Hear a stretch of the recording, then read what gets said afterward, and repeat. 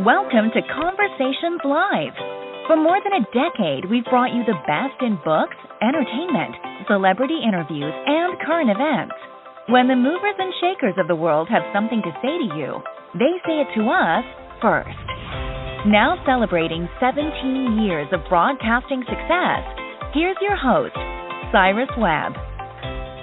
And welcome back, everyone, to Conversations Live. I'm your host, Cyrus Webb. Glad you all could join us once again, both for our radio audience here in Mississippi at WYAD 94.1 FM and WYADonline.com. We're glad that you all could be with us. Also, just tuning in through our online affiliates around the world, including our friends at iHeartRadio and Amazon Music Podcasts. We're glad you all could be with us as well.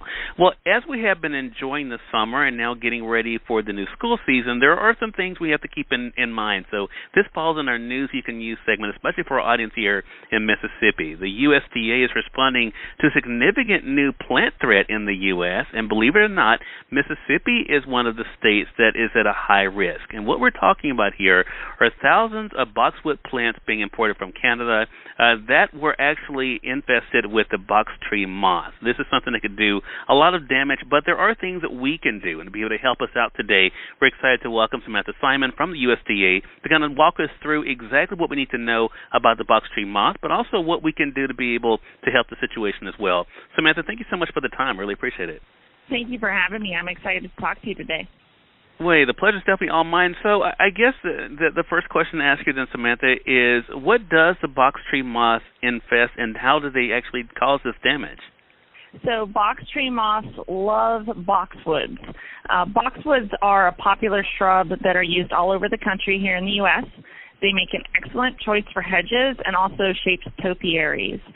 They have some of the older ones have great historical value, and so these moths they will attack the boxwood. Heavy infestations can defoliate the plant, and then once the leaves are gone, they start to eat the bark, which leads to the death of the plant. So we're working to try to protect those plants, and we're asking people who recently bought boxwoods to go out and check for signs of the moth and report any infestation.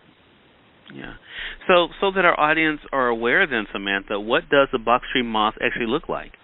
So likely you're going to see the earlier life stages of the box tree moth.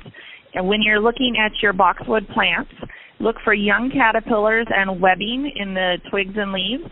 The caterpillars are green and yellow. They have white, yellow, and black stripes as well as black spots. And then you could see damage to the plant itself. They would be eating the leaves, so you may see leaves that are chewed, cut, or missing. The leaves may turn yellow and brown. And there would also be a white webbing. As the caterpillars mature, they spin this web to protect themselves, and this webbing starts to spread on the plant. It can have this green and black excrement that we call frass in it. So most likely, if you're looking at your boxwood plants, you're going to see the caterpillars and the white webbing. Got you. Well, with that in mind, you mentioned, Samantha, what the USDA is doing as far as on their part. If our audience out there, if they find the moth or any of the stages that you talked about, what should they do and how should they go about reporting this? Yes, we ask that if you recently bought a boxwood plant to please go out and check those plants.